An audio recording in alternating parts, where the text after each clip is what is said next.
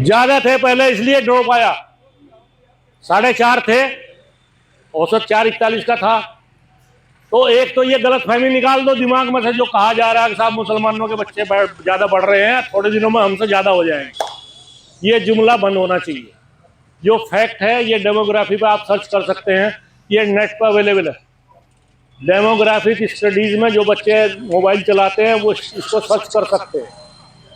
चिंतित होने की जरूरत नहीं है। चिंतित ये जरूर होना चाहिए कि देश को आगे चलाने के लिए नौजवान तो चाहिए।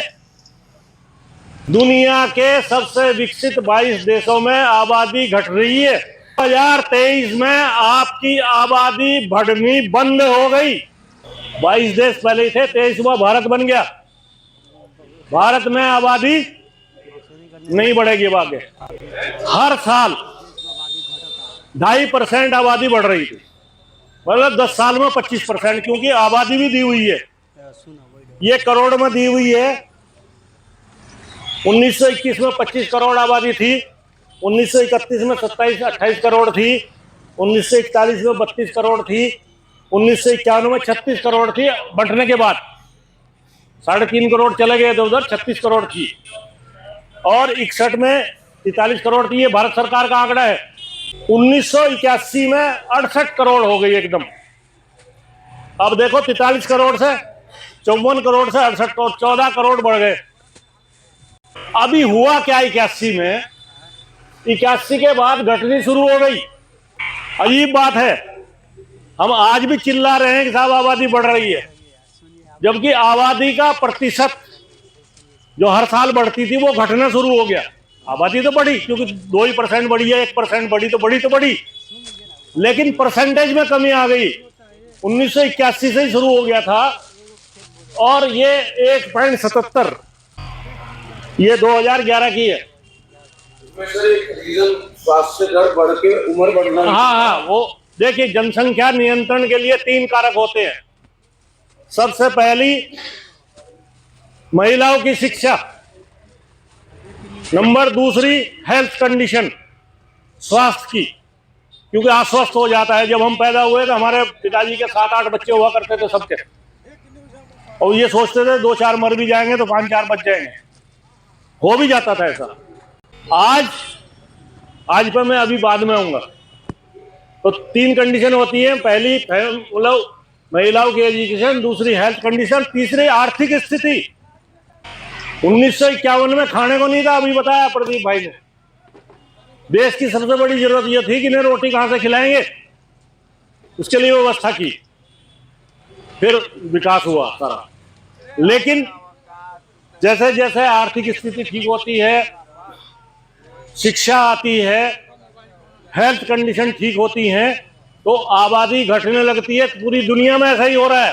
दुनिया के सबसे विकसित 22 देशों में आबादी घट रही है, पिछले 10 साल से घट रही है।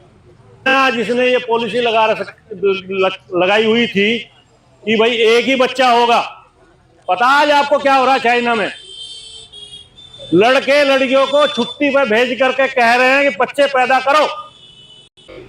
छुट्टी दे करके चाइना वाले ये कह रहे हैं कि बच्चे पैदा करो। हाँ, वो अलग बात है वो अलग बात है। अभी आपके यहां भी यही स्थिति आ गई 2023 में। 2023 में आपकी आबादी बढ़नी बंद हो गई। 2024 की जनगणना अगर आप कराओगे तो 23 से कम मिलेगी आबादी, और इसको कोई बोल नहीं रहा। क्योंकि उनका एजेंडा, उनका प्रचार सिर्फ यही है कि भाई जनसंख्या बढ़ रही है, हम क्या करें, और उल्टा और बोलते हैं कि साहब मुसलमानों की ज्यादा बढ़ रही है। अब ये आंकड़ा ये टोटल फर्टिलिटी रेट होता है। टोटल फर्टिलिटी रेट का मतलब एक मियाँ बीवी के कितने बच्चे हुए, उसको फर्टिलिटी रेट कहते हैं। 2 मियाँ बीवी के कितने बच्चे हैं औसत। अगर 2 मियाँ बीवी के 4 बच्चे हैं तो TFR हुई 4। अगर 2 मियाँ बीवी के 2 बच्चे हुए तो इसका मतलब आबादी बढ़नी बंद। भाई अगर 2 के 3 होंगे या 4 होंगे या 5 होंगे तभी तो बढ़ेगी। अगर 2 मियाँ बीवी के 2 ही बच्चे होंगे तो बढ़ेगी कैसे? मरना भी उतना वो तो चलता रहता है ना।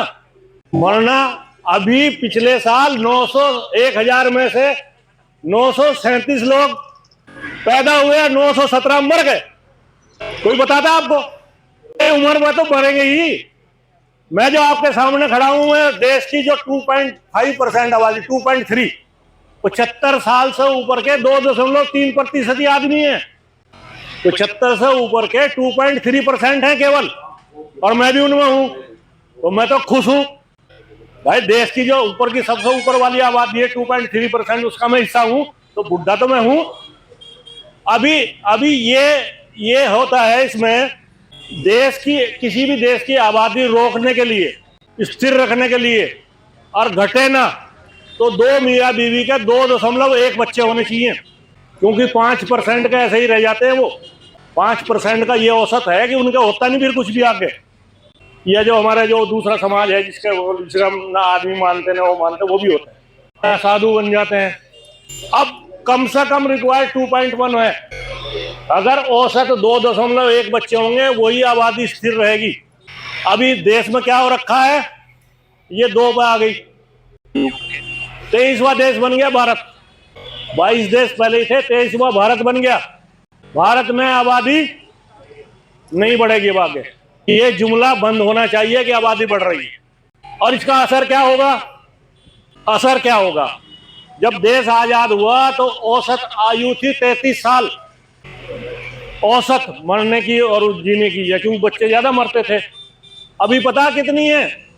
70 साल औसत है, 70 साल। तो वो तो रहेंगे। बोला आपने अच्छी हेल्थ कंडीशन हो गई देश की, तो लोग बुढ़े तो रहेंगे। अगर चाइना की तरह निपटा दो तो बात दूसरी है कि जो भी बुढ़ा हो गया साले को निपटा दो, खत्म कहानी है। ऐसा होने वाला नहीं है यहाँ। तो अभी क्या होगा कि जवान तो हो जाएंगे कम 20 साल बाद, और बुढ़े हो जाएंगे। अभी तो 2 बुढ़ों को पालना पड़ रहा। अभी पता लगा एक आदमी को 4 बुढ़े पालने पड़ रहे हैं। पिताजी और माताजी हैं, दादाजी भी हैं और दादी भी हैं। तो कितनी समस्या होगी ये कोई सोच नहीं रहा है। मैं ये नहीं कह रहा कि बढ़नी चाहिए, लेकिन स्थिर तो रहनी चाहिए। अभी आदमी को ये समझना कि ये बोझ है, यही बड़ी बेवकूफी है। आदमी जो पैदा हो गया वो जब तक जिंदा रहेगा खाएगा। अब उसके लिए इंतजाम करो, उसका यूज करो, उसको देश के निर्माण में लगाओ, उसको अच्छा पढ़ाओ, अच्छा लिखाओ, अच्छा तैयार करो, उसका यूज करो। वो तो एसेट होता है, संपदा होती है, प्रॉपर्टी होती है। आदमी किसी भी देश की संपत्ति होती है उसका नागरिक। चाइना की जो प्रोग्रेस है वो आबादी से ही हुई है। वो पिद्दी से सारी दुनिया में ही चले गए वो, और ले आए सब कमा के।